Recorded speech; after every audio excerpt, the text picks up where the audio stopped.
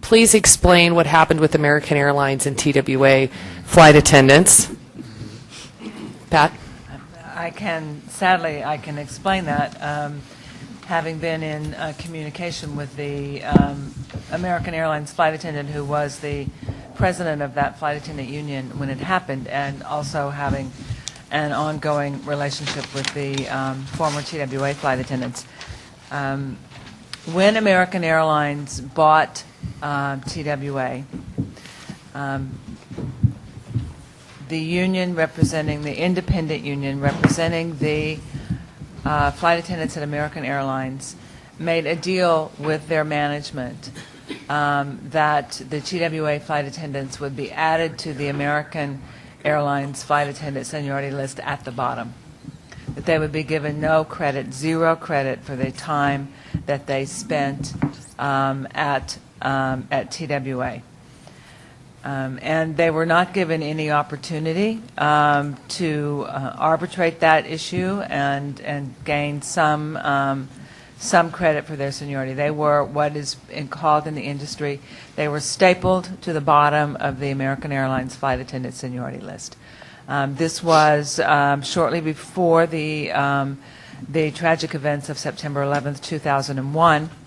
Post-September 11th, American Airlines, as did most of the, or all of the legacy carriers and several other carriers, had suffered furloughs in all their different employee groups.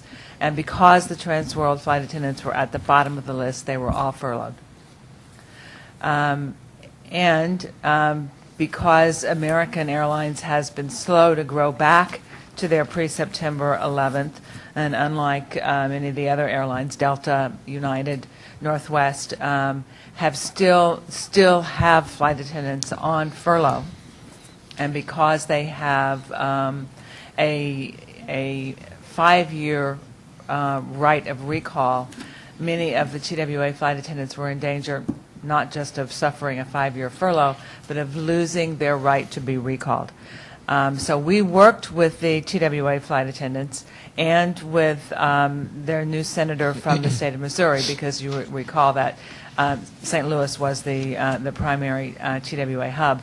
We worked with Senator McCaskill from Missouri and the former TWA flight attendants to have enacted and signed into law this past December legislation that said in airline mergers, and it's specific to airline mergers, in airline mergers where there is no agreement on how to merge a seniority list or integrate a seniority list, that it is mandatory by law that the question of how that seniority list is merged be submitted to a neutral arbitrator.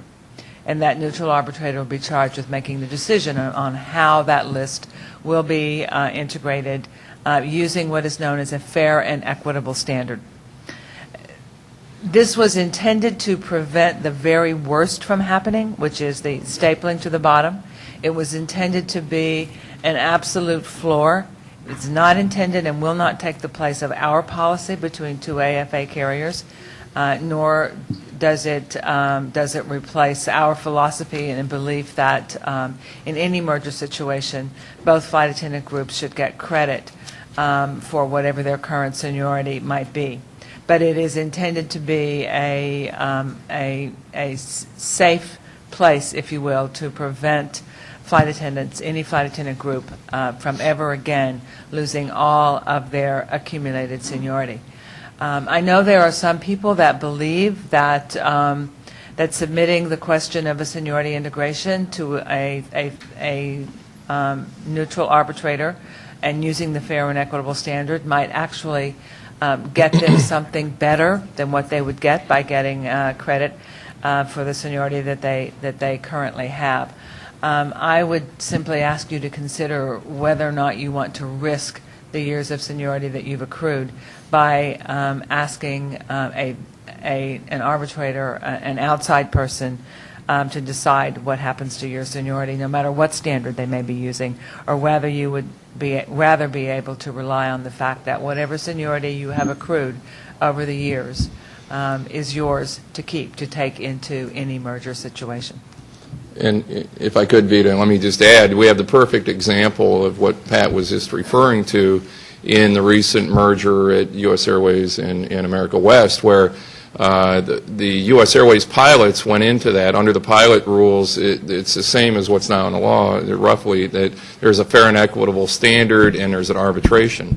And the U.S. Airways pilots went into that arbitration thinking, oh, well, you know, we're U.S. Airways and this is just America West, so we're going to wind up on top here, and we'll end up with more seniority.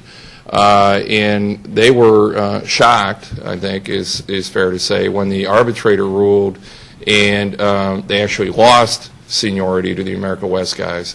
And so I think Pat makes the point very clearly.